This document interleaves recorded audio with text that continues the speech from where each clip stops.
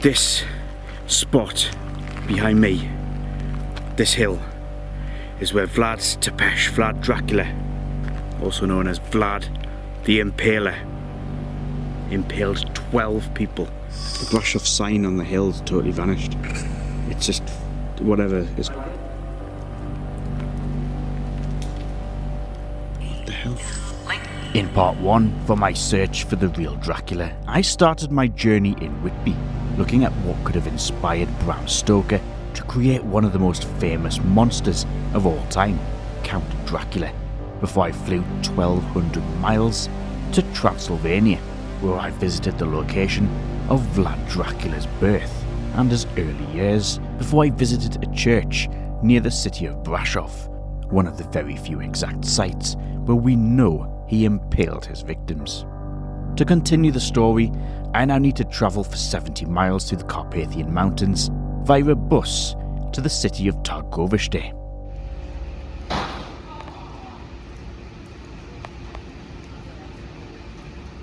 And yes, they were okay, maybe a little bit too much to drink the night before.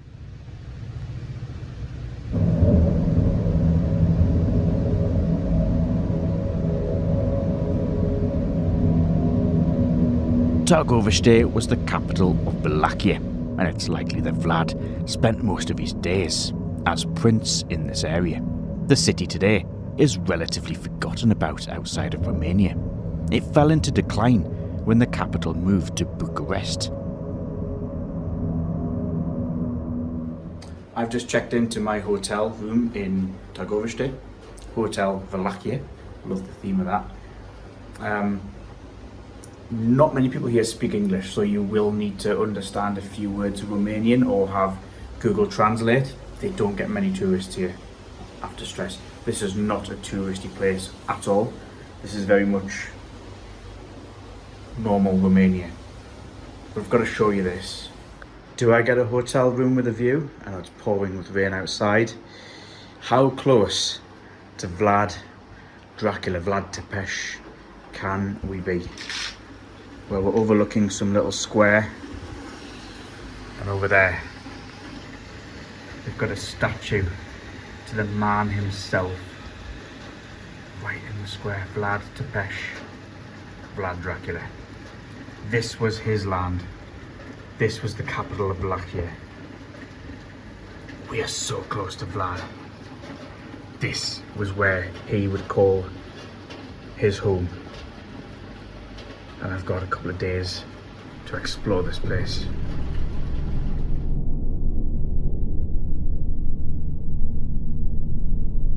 This is a reconstruction of Chindia Tower, which was built by Vlad Dracula so that it could be used by his watchmen to keep an eye out across the hills for approaching invaders. Vlad was also known to spend a lot of time up here, and it was documented as using it to watch punishments being carried out below. More interestingly, he was known to use it to listen to the cries and the moans coming from outside the fort's perimeters, to people that he had impaled. Many chronicles refer to him as using this tower as a place to watch that day's victims on stakes at sunset. Chindia Tower translates as Sunset Tower. Well, this is a bucket list moment for me.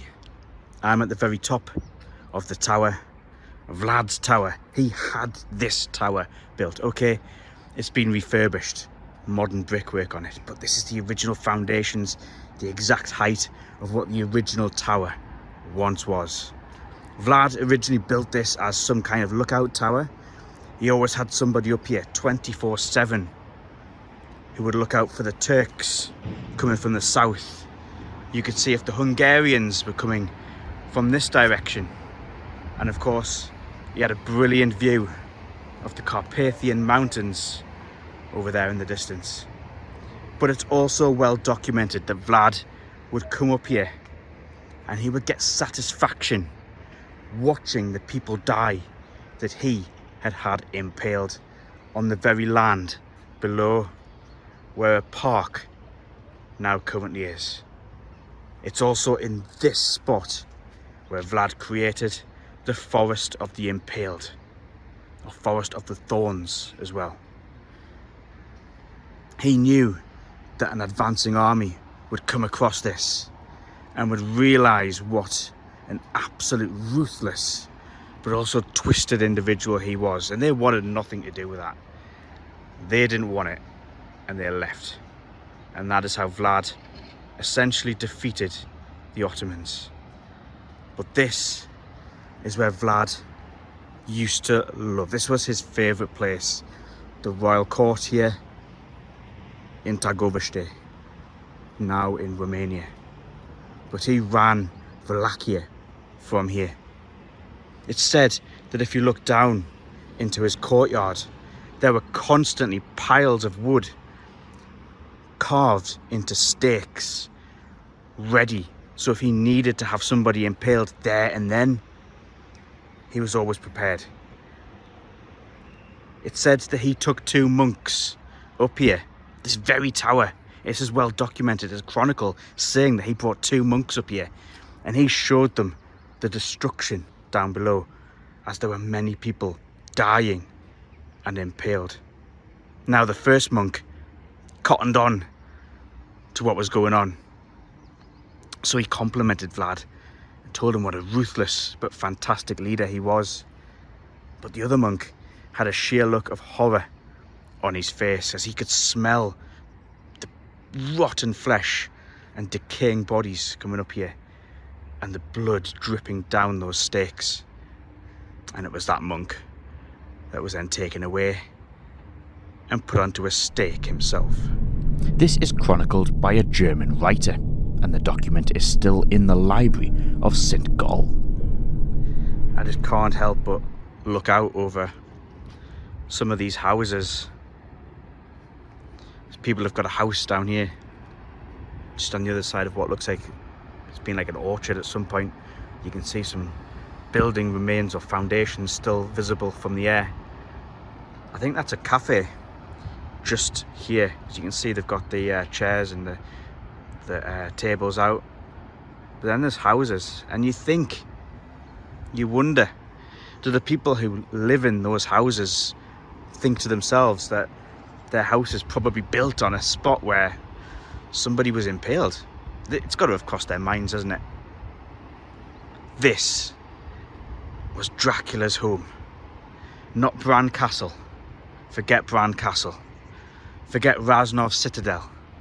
This in Targoviste was Vlad's true home, where he carried out all of his impaling, where he ruled Wallachia. This very place. It's fantastic. I don't want to come down from here. I just want to stay up here and look out over the area around it. Look down. What if I was Vlad? What if I could hear tortured screams coming from down there, from some of the people that he'd take down there and have brutally tortured, tongues cut out. It said that he used to collect noses from people, and then he would rule this place. This is Targoviste now. It probably looked nothing like this when Vlad Tepes was around. Probably an old medieval looking town. You can still see some old churches over there. There's another one over there. It's grown up into a big city now, but it's a forgotten city. It's not even one of the major cities in Romania these days, yet this was the capital of Wallachia. This was it. There's another story about Vlad, that a rich merchant on his way through here, on his way to Florence, stopped in Targoviste. He pulled his horse up into the main square, which would be somewhere over there, and Vlad said he could come and stay here for the night. He promised the merchant, "Your things will be safe in Targoviste, I will make sure of that." However, the next morning, that merchant went outside to get on his horse and continue his journey, and found that some of his treasures, his money, had been stolen he came back and told Vlad what had happened. And Vlad said, "Don't worry, I'll sort this." So while the merchant wasn't looking, he slipped 2 bars of gold into the man's bag, and he ordered that everybody go out and look for the thief. The thief was caught and was brought here to the royal court, the royal palace. But when that merchant returned to thank Vlad, he said, "Thank you so much for returning my gold out of your own pocket. But I noticed that you added an extra bar of gold than what was actually stolen." And Vlad smiled and said, "Yeah, because if you hadn't declared that you'd got an extra bar of gold, I would have had you impaled." And that is apparently a true story. And it just goes to show what the other side of Vlad was like. He was cruel, he was ruthless, but he would test people. He would test you out to see if you were honest. He could have had that man impaled. He could have just given him the replacement money and sent him off, but he wanted to know if that man could be trusted.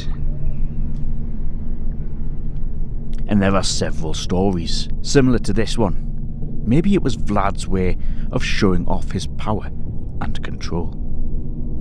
These areas of the fortress were torture chambers, where anybody whom would provide him with knowledge about his enemies would have that information extracted. Just the sight of a pile of steaks being crafted would be enough for anybody to spill the beans. It is said that Dracula always knew what the enemies around Wallachia were doing, who they were plotting against, and he was always one step ahead. He got this through capturing people he suspected of having inside knowledge. This is the infamous throne room, where Dracula held council meetings, met with boyars, and entertained foreign visitors. It was this dining room where the infamous feast of Easter Sunday of 1457 took place. Vlad invited local boyars, some of which he suspected as being involved with burying his own brother alive. He knew this as he had the remains of his brother dug up and found that he was lying face down in the grave. He set out a big meal.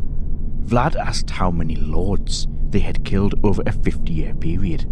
They couldn't answer him because they had killed so many, not realizing that they were condemning themselves.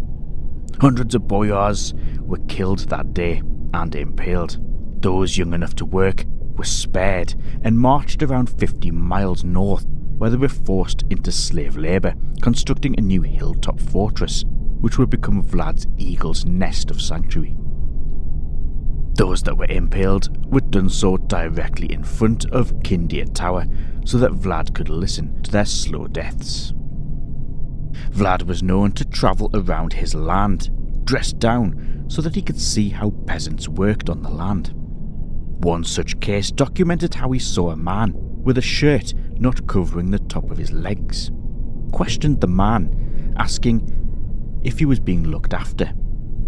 The man said no, so had his wife arrested and impaled before bringing a new woman out for him to be remarried. Despite all this, Vlad was a religious man, often seen around monks following Romania's Orthodox Church, and Vlad had several monasteries built, including Snagov, an island monastery which also had a prison underneath it. Vlad believed in God, and he believed that he was a worthy man of entering heaven. Yet how could a man so religious be capable of such atrocities? The following incident is steeped in legend, but German, Russian and Romanian narratives of it exist, so it's likely that it did happen. Vlad Dracula asked all of the old, ill, lame, poor, blind, disabled and the vagabonds to attend a large dinner at a hall in Targoviste, likely very close to where we are right now. He ordered a feast to be prepared. Fresh clothes were passed out to each of those who attended. Everyone marvelled at what was before them, the best meat, the finest wine and ale, all free to eat and drink. But they had not noticed was every door was being locked and the guards stood outside the hall. Vlad ordered the hall to be burned to the ground, with the poor inside it. Smoke filled the great hall, and many of those inside were already drunk. Vlad had already retreated to his tower, watching the building burn and get destroyed in the flames. Amongst the embers, the charred remains of all those inside. Nobody got out alive, but this was how Vlad sorted out an issue with the growing poverty in Wallachia. Vlad was known to have a dislike of beggars, claiming them to be worse than robbers, by suggesting a beggar would beg and beg until they have all of your belongings, whilst you can escape from a robber. When one gypsy leader was captured, he pleaded that being impaled or burnt alive was against their law, so instead, Vlad had him boiled alive before ordering members of his tribe to eat the flesh. One of a few examples of Vlad's forced cannibalism. Those that ate the flesh were then forced to enroll in Vlad's army. I've had a look around Targoviste, and I think it becomes quite obvious when you're here that they love Vlad. He is an icon. There's multiple statues with Vlad Tepes in. They're doing restoration work on a building just over the square, and when they put they cover it up when there's building work, they cover the scaffolding up with a picture of something. Sometimes in touristy places they will actually put a picture of the building so it looks like it's still there. They've put Vlad's face on the side of the scaffolding.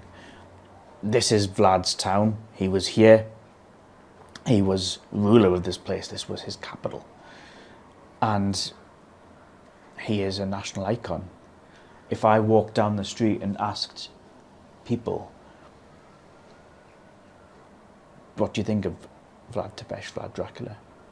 They will say he's one of our greatest people. There's no doubt about it.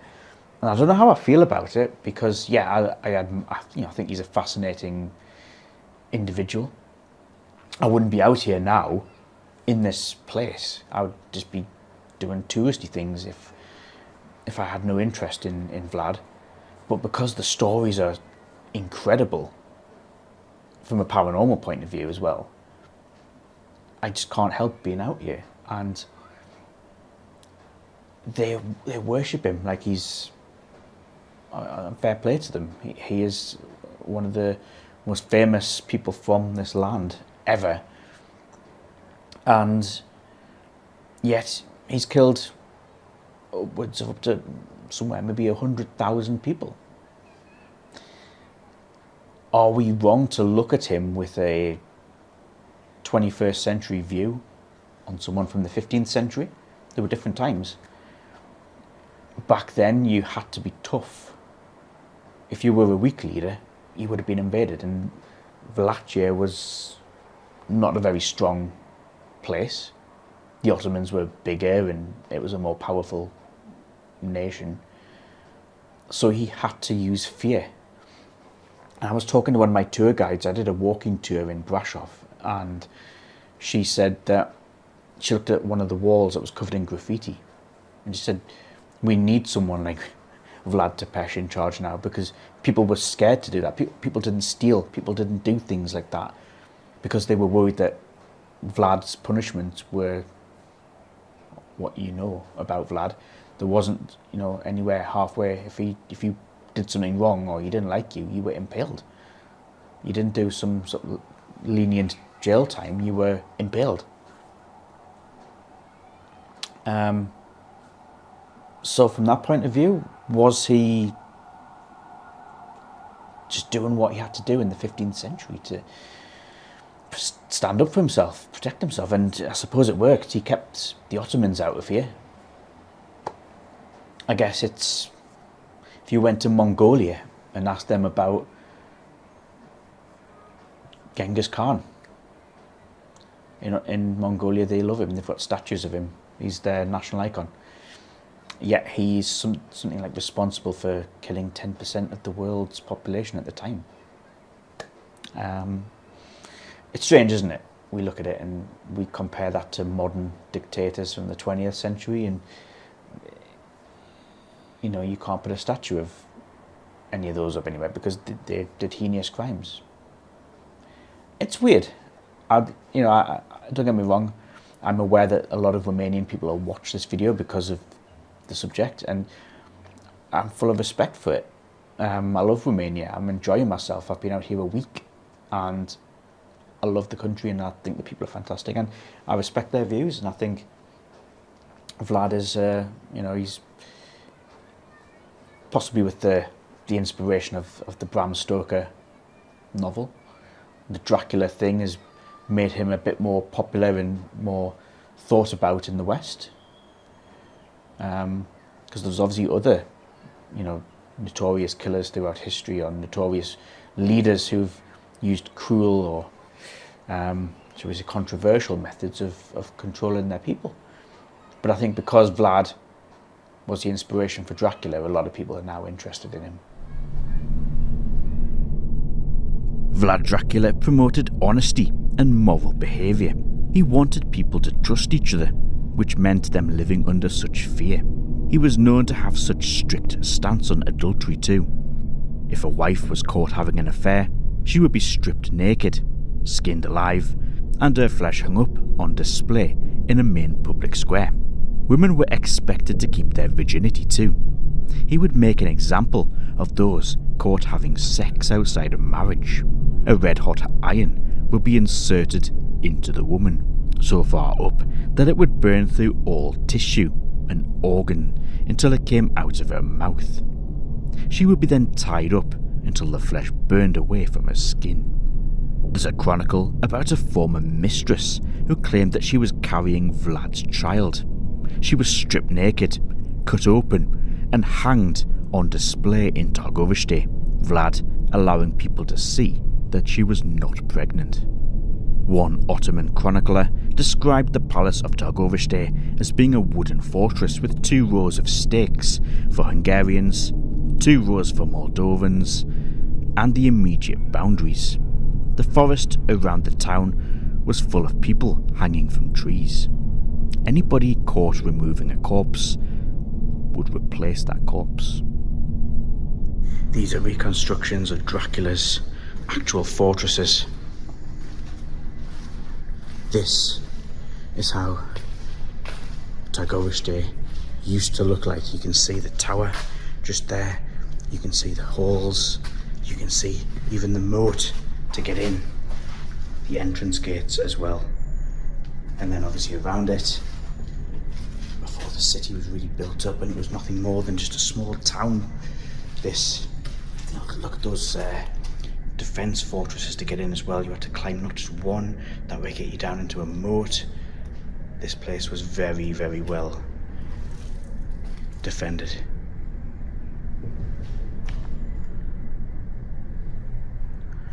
I can't help but walk through these very rooms, although in a ruined state now, and just think about the stories of Vlad having banquets whilst people were impaled with blood dripping down. We know it happened. It's very well documented it happened. But it happened here. And this is incredible. These stones, some of these stones might have been reconstructed in more modern times, but if some of these stones could tell a story, what they would tell. Who was locked up in here? Who was tortured in here? There's just so many things that I would love to know. I would love to go back and be a fly on the wall. I am right underneath in these barrel-arched rooms that many people claim were used as torture chambers. Wouldn't put it past me if they were. What kind of horrors got up to down here in Targoviste? We see we've got actual artifacts over here on the wall. I'm not going to touch them because they look extremely old. This really was a place of torture and cruelty.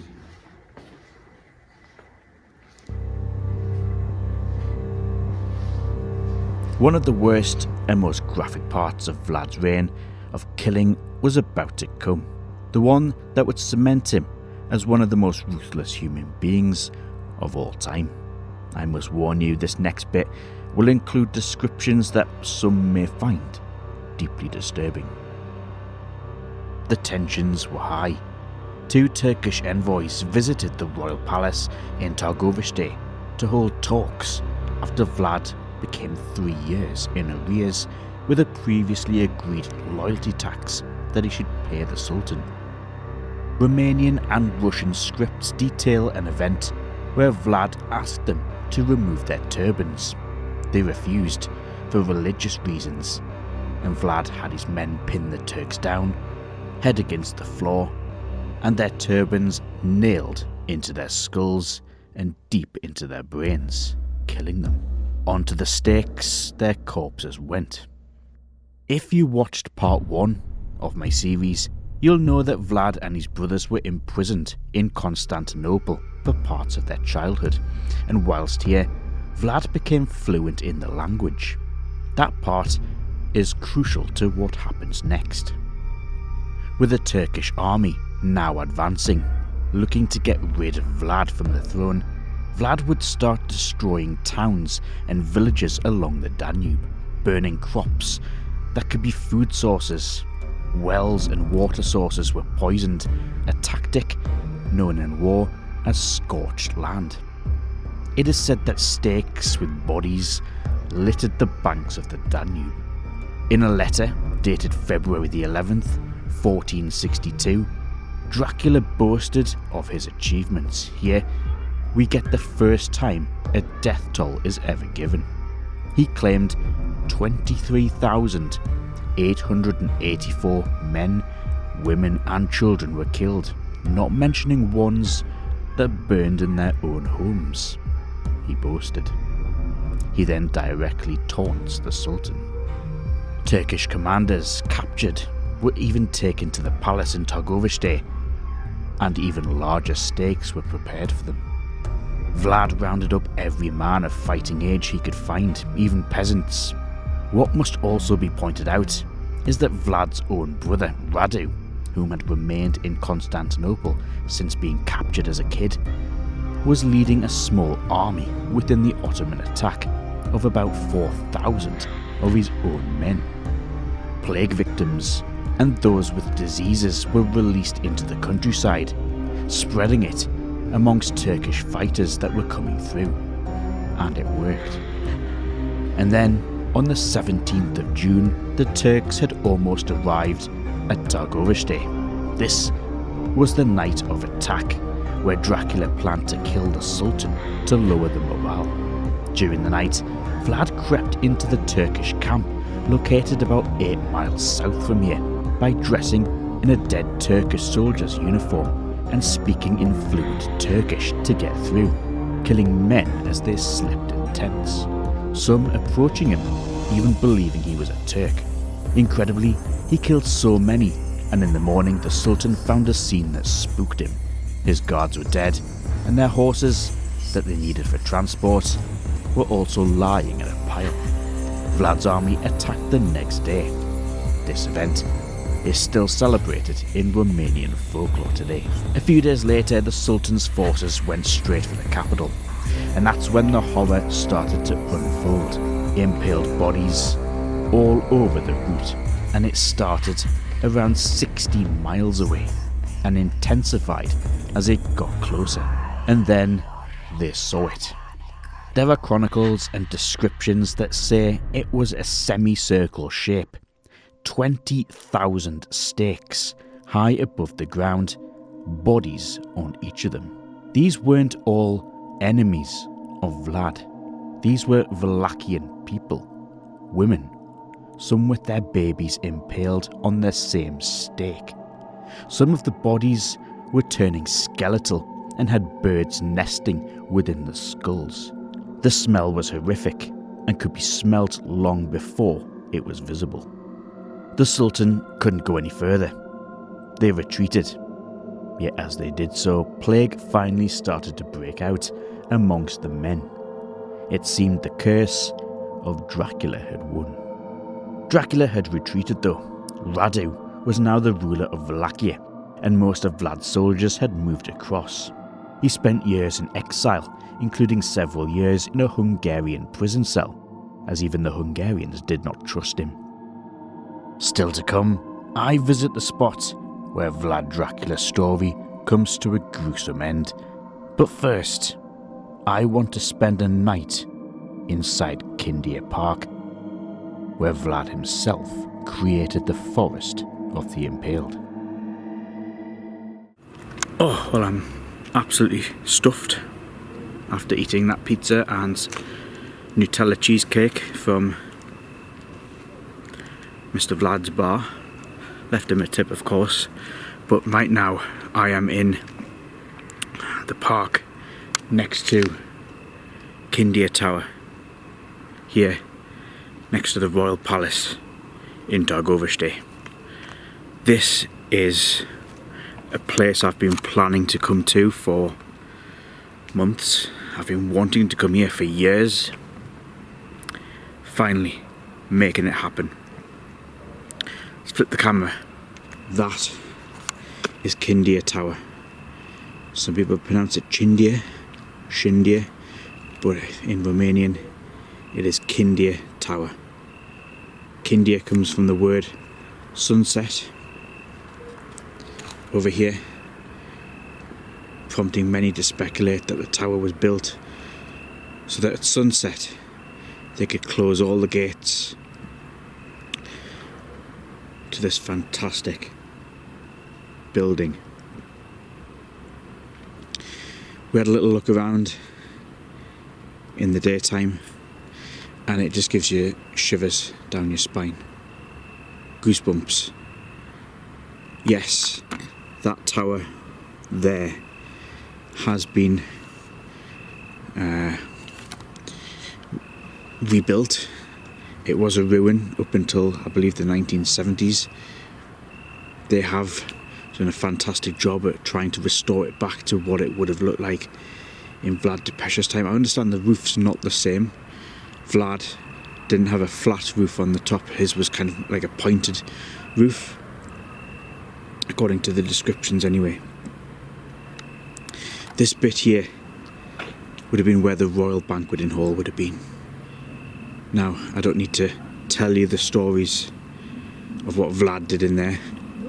We're talking having meals, entertaining important guests, whilst the blood dripped down from people he had impaled. That was his way of telling people who was in charge. Someone really important, like a business person, someone like another mayor from another town or whatever, came here, Vlad would intimidate you. That was what he did. And I know a lot of people will say these are all just rumours, myths and legends. There's more to it than that. We're talking the Saxons, the Ottomans, the Serbs, the Hungarians, the Wallachians. Everybody has documented Vlad Tepes for his impaling, his torture and his cruelty. That was how he ran this country. That is how he made Targoviste the capital. I just want to draw your attention to this light which has appeared on Chindia Tower.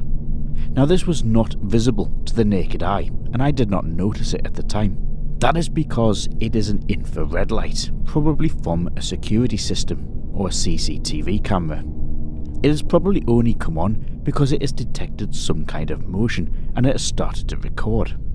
Was this from me in the park next door? Or has it picked up something moving inside despite being closed to the public? I used Google Earth to work out I was 82 meters away from it. And I also just want to show you this bit of footage I captured in part 1 of my documentary series when I was in Brasov. I was using the Ghost Tube Seer, which uses magnetometers within the device to create words which AI then generate an image from. Whilst I was very close to St. Bartholomew's Church, it generated this image, which looks spookily very similar to Chindia Tower in Targoviste. I had not been to Targoviste until this point, and it is 70 miles away. This being the tower that Vlad Dracula enjoys watching those he had impaled from. Why did this seem to appear in Brasov? A lot of crickets around tonight. You can hear some dogs barking in the distance. Now, this isn't a closed off park. People could walk in here technically at any time. I was worried before I came that this could be where the local drug addicts hang out, but so far so good. Stepped in something, don't know what it was. But you have to say, for a park, this is quite tidy. There's no litter. Back in England, you go down to your local park, it would be graffitied everywhere. There's no graffiti. Look at the walls. Fully respected. And I think that's how it should be. I don't want to go into a park and I mean, if this was England, you'd see cans down here, which there's not. You would see bins overflowing. Here's a bin. It's not overflowing.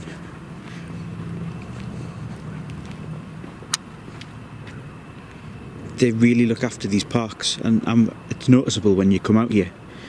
And this isn't the first place I've been to where you get that. I think being impaled is probably the worst way to die. It is. Meanwhile, while that was taking place in the UK, we were hang, drawing and quartering people, which is brutal, but at least it's kind of happens within minutes. Being impaled, I looked this up.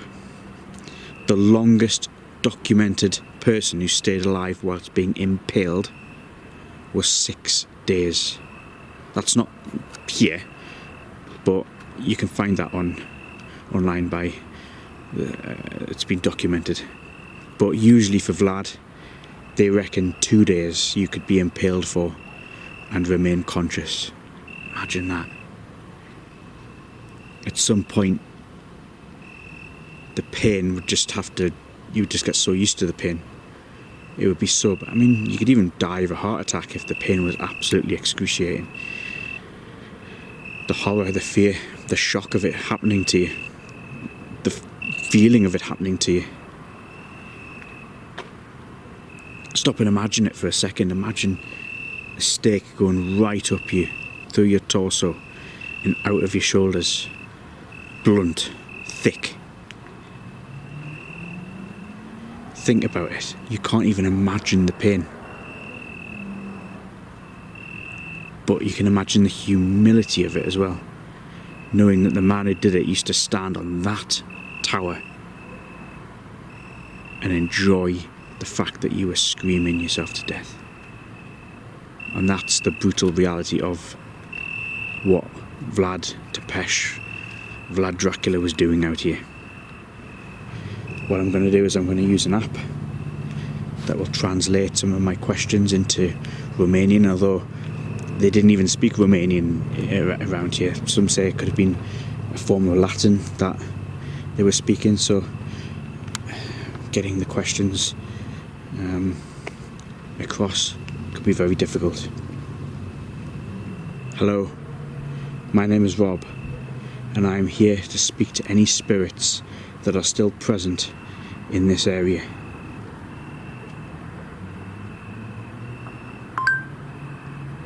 Bună ziua! Numele meu este Rob și sunt aici să vorbesc cu orice spirite care sunt încă prezente în această zonă.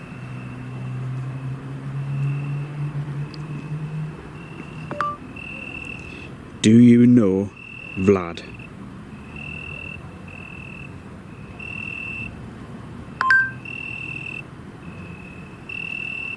Îl cunoști pe Vlad?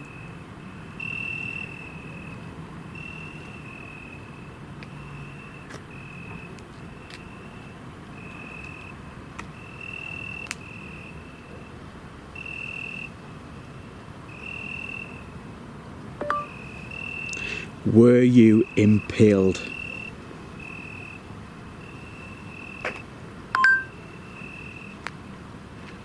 Ai fost tras în țeapă. I'm going to do an EVP session here in the Royal Court of Targoviste. So I'm going to ask the questions. I'm going to leave a voice recorder here. For some reason it's wet, it hasn't been raining, but here we go. Speak into the red light if you're here. Let me ask a question. Were you impaled? Ai fost tras în țeapă.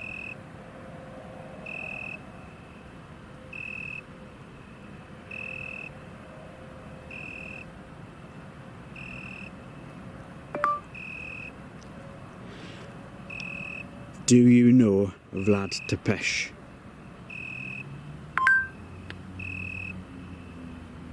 Îl cunoști pe Vlad la Peshawar. I think that's translated a bit wrong. Îl cunoști. Do you know Vlad Tepesh?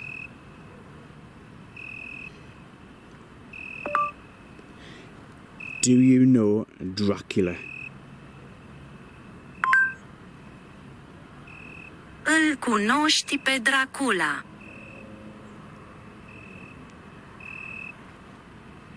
Okay, let's do a live review. Let's stop that. Speak into the red light if you're here. Let me ask a question. Were you impaled? Ai fost tras în țeapă.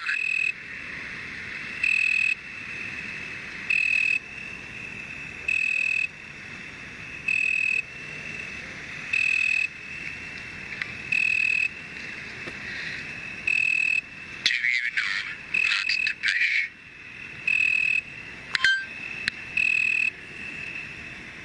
Îl cunoști pe Vlad la Peshawar. I think that's translated a bit wrong. Îl cunoști. Do you know Vlad Tepesh?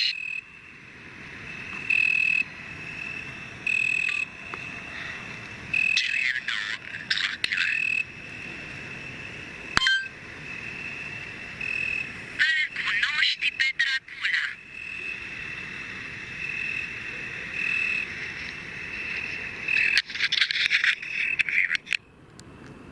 I feel I got more cricket sounds than I did EVP on that. My camera's going out of focus again. Back. I'm going to see if I can get some electromagnetic field readings from this park, and then what I'll do after that, we're going to try and take some photographs in the full spectrum, so we can see we're getting mixed on the EMF, but it's something steady, 0.06. It's regularly showing us. But again, we've got lights around here. It could be literally any of those factors causing that.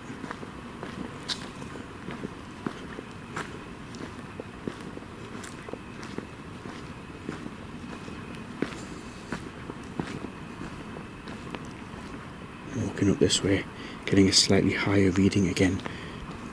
We're approaching someone's house on the other side of that.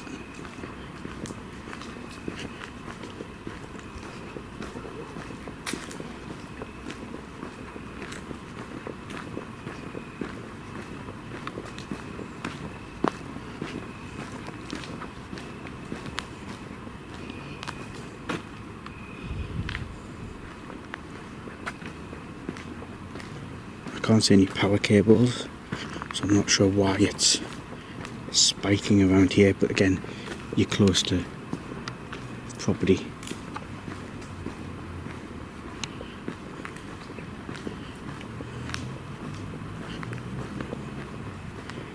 And it's gone down again. I think that could be natural causes. Again, it's not showing anything as like a power generator that it would normally do. It's shown as mixed, which means that the device isn't sure what it's picking up on, but it was picking up on some sort of electro field just there.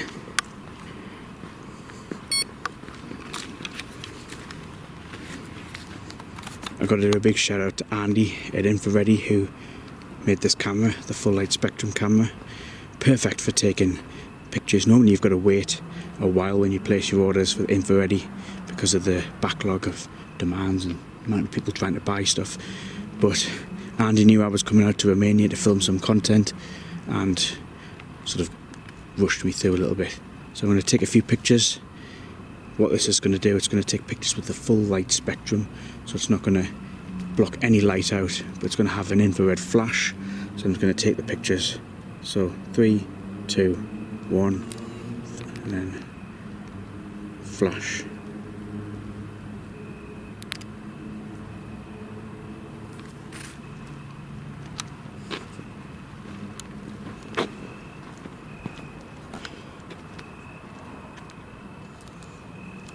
Let's take one of the buildings of the royal court, the royal palace, and Chindia Tower over here.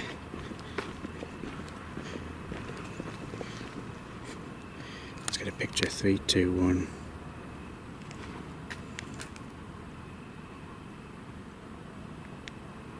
Flash.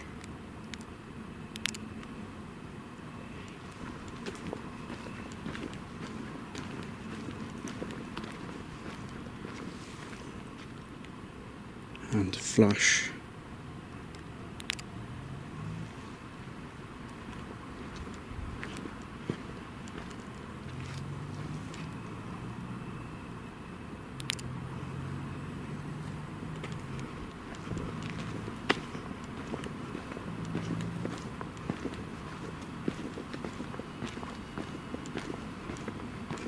I might go and sit in this little seat here, right in front of the tower.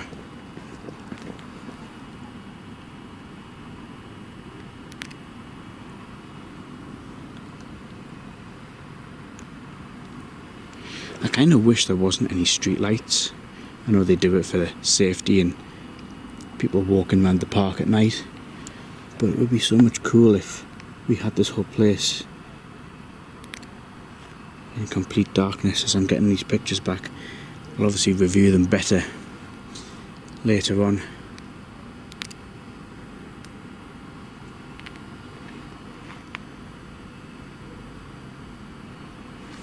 It doesn't feel spooky, but then again it's that modern thing about this is not how it used to look like. It's funny, you keep thinking that you're hearing like dogs barking. They're obviously not far from here, maybe on the other side of the fences, but it sounds like they're in the park. And I keep thinking I'm about to come across someone walking their dog and nobody's gone past yet, but obviously the irony of all that is that in the novel Dracula appears as a black dog when he arrives at Whitby, but obviously that's Bram Stoker writing fiction at his best. It's quite a I don't know, like that's him, that's Vlad Dracula. His statue's up a couple of times because he's up, they've got like a Hall of Fame type thing where they've got all of the statues of all of the people who've, like there, Dan II, they've got them all going all around this little walkway of the park. Oh, something down there. I haven't put night vision on because it's quite bright around here with the amount of lights. Vlad Dracula, now that's Vlad Dracula's dad, and the years that he was the prince. Interestingly, we only know what he looks like because when they were renovating the house in Sigishwara, that's a police van, when they were renovating the house in Sigishwara, they found a painting behind one of the walls, on the wall, of him, and that's all they've got to go with what he looks like. So that image has come from that house in Sigishwara. Otherwise we would never have known what Vlad Dracula would have looked like. As the police go by somewhere in the distance. It's nearly 1 o'clock in the morning out here, and then I can't quite see that.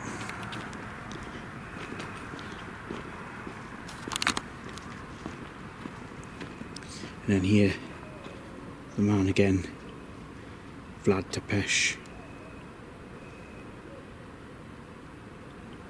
And this kind of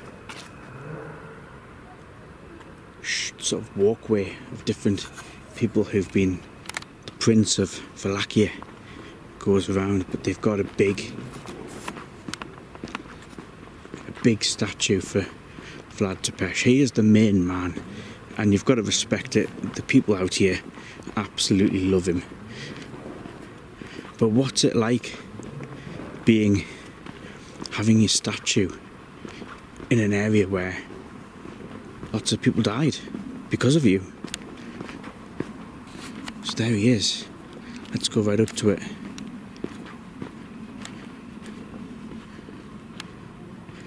This man was responsible for thousands of deaths, and then obviously a lot of people will say, well, they're justified, and I'm not disagreeing with that.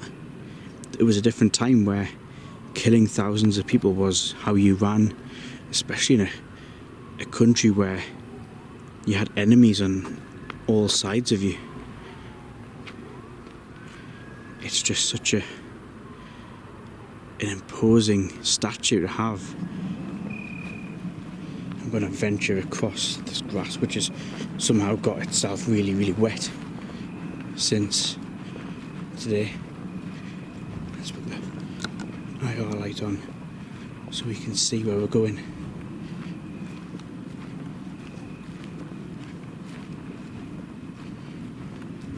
There's some kind of ruins here.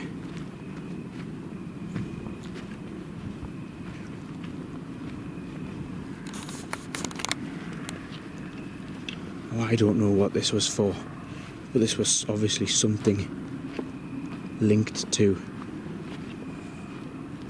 the palace in some way, shape or form.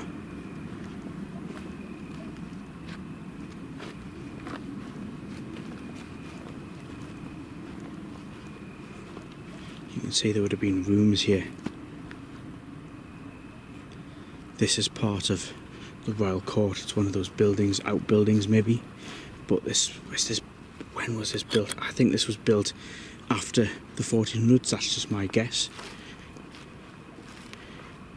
Is there any spirits here that'll communicate with me tonight?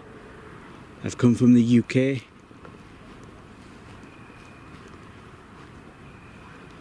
Again, let's try translating some things into Turkish if we can. Hello, is there any spirits here in this park tonight that will communicate with me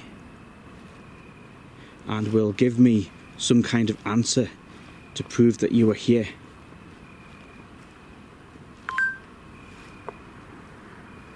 Merhaba. Bu gece bu parkta benimle iletişim kuracak herhangi bir ruh var mı? Ve burada olduğunuzu kanıtlamak için bana bir tür cevap verecek.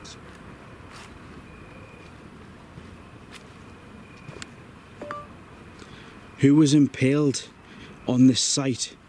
Who died here? Burada ölen kim kazığa oturtuldu?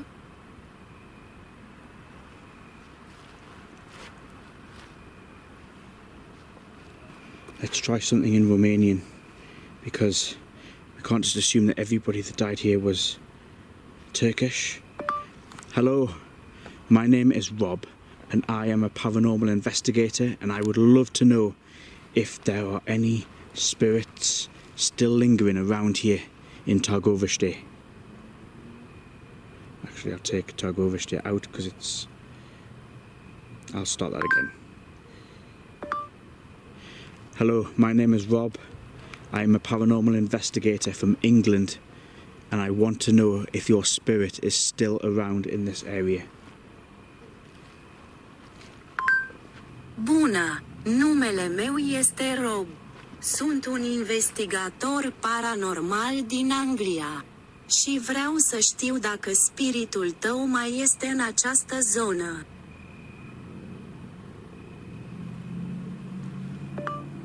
Can you show yourself to me as an apparition?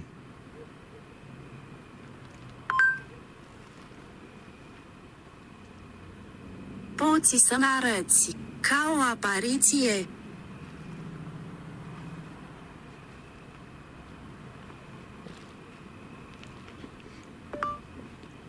Make a noise if you are still here.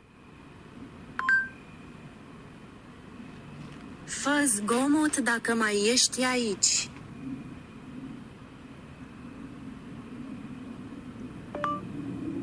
What do you think of Vlad Dracula? Ce părere ai despre Vlad Dracula?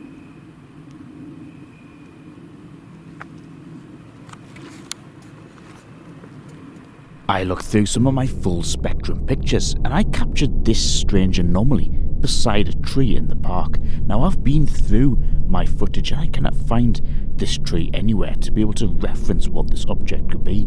So for now, I've got no idea what it is. I used a thermal imaging camera to see if I can pick up anything unusual in the park. The area around it.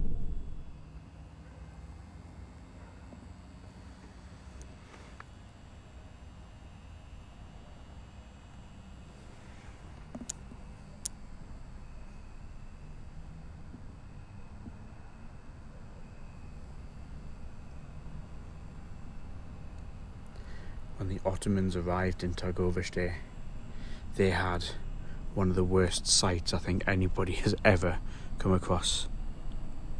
The amount of decaying flesh and bodies that were just impaled, still alive. It must have been awful for them. Whilst leaving Chindia Park, I leave GhostTube Seer running in the background, and it brings this image up, which spookily looks very similar to the famous image of the night of the attack. I decide to walk back to my hotel, which means walking past the main visitors' entrance of Chindia Tower and the Royal Court of Targoviste. And as I do so, I point my camera through the gates and take one last full spectrum picture and zoom in. What can you see? Is this just pareidolia? Or can you see the shadow outline of someone walking? Remember, this is closed off to the public.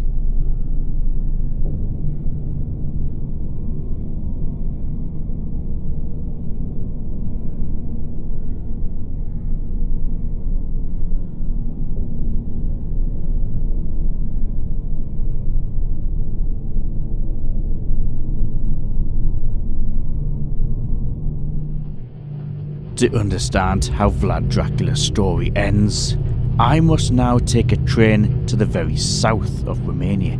We're close to the border with Bulgaria, and this is a very small town called Comana, where a monastery claims to have Vlad's body.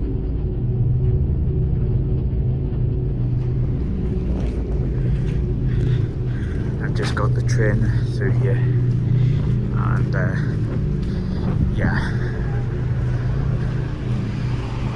Let's find the monastery. It's somewhere in this small town or village. But I feel this is Yeah, I feel we are close. Vlad Dracula spent many years in exile, in prison, but he was released by the Hungarians following the death of his brother Radu, as they wanted him back on the throne, and he started taking back land that the Ottomans had originally taken. And this place, around Kamana, was where a battle took place. They genuinely have a store called Netlux. But I think the monastery is down this way.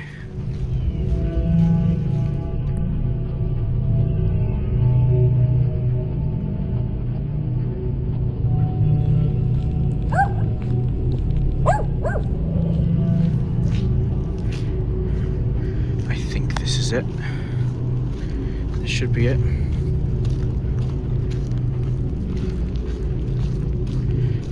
Finally arrived.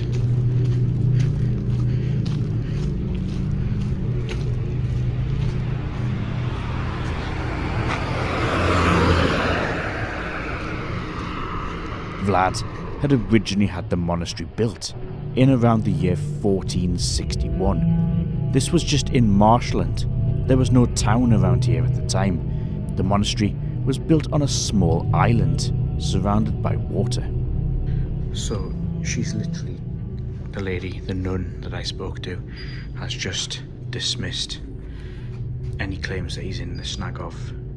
It even says there in the bottom paragraph, Vlad the Impaler was assassinated in late December 1476 during his third reign. It has been suggested that he was buried at Snagov Monastery on an island near Bucharest. However, recent examinations have shown that Vlad's tomb only contains a few horse bones from the Neolithic age, not the real mortal remains of the Vlachian prince. According to the reputed historian, I'm not going to try and pronounce his name, his actual tomb would be at Kamana Monastery, whose founder he was. It makes total sense that this man was buried here. So I've just been and spoken to the nun. I asked her exactly where was the body found. She told me it was over here by these wooden steps, kind of like where the wall is. In this general area, this was where the original church was before it was destroyed. The new one's obviously built a few meters away. This area is where they did an excavation, an archaeological dig. They found the remains of a headless corpse. It had coins that were consistent with the time of Vlad Tepes. There's nobody else it could have been. They wouldn't have put another corpse in the monastery, a random person, unless it was someone very important, especially right by the altar. And it makes sense. When you died back then, you were buried in your nearest monastery, and we know Vlad died very close to here.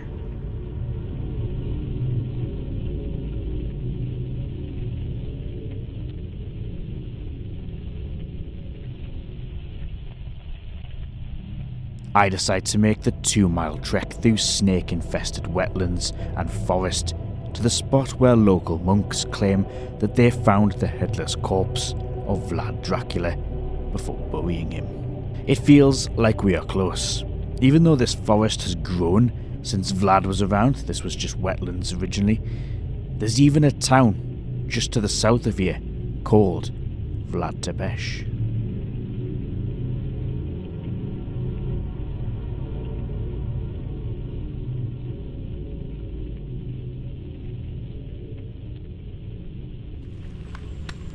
Nobody knows how Vlad Tepes died. Some say it was an assassination, others say the Turks got him.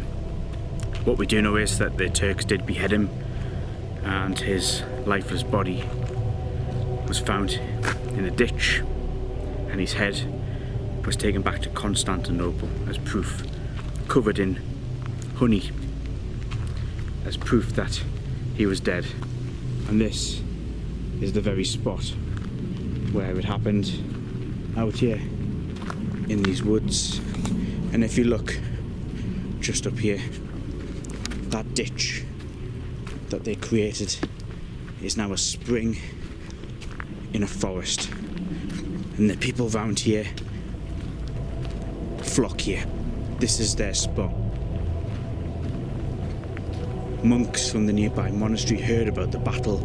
They'd heard the rumours that Vlad had fallen, and they came out the next day to look for him. And they found his body right here, where this small opening was built. Now this present one was built in 1933, but this spring has been flowing every single day since the day that they recovered Vlad Tepesh's body from this very spot. Right here is where Vlad the Impaler died. Look, you can touch his water.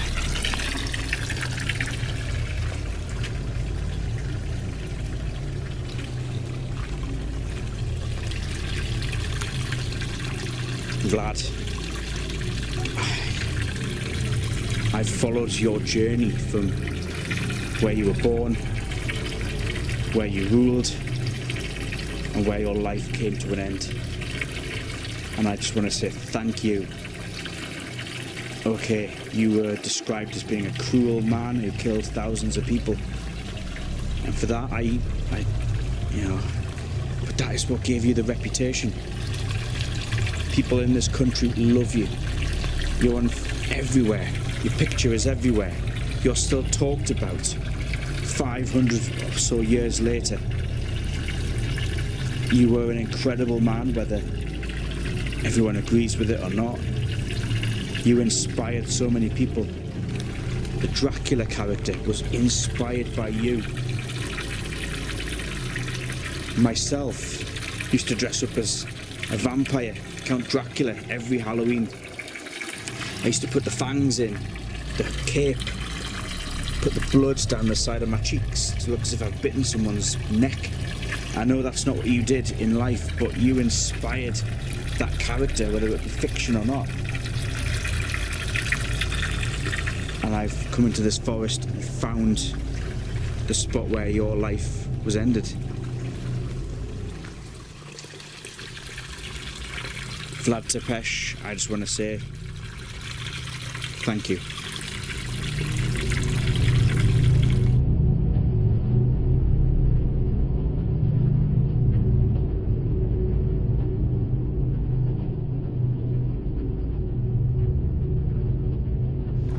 While I've been here, the family's just turned up with lots of large empty plastic bottles, which they're filling up from the Vlad Tepesh fountain. I don't know whether that's like their weekly amount of water, so it's buying it from the shop, or whether they're just really wanting to drink from Vlad's fountain. You see they're just loading the car up. They must have took about 10, 15 large, I'm talking like massive barrel size plastic bottles.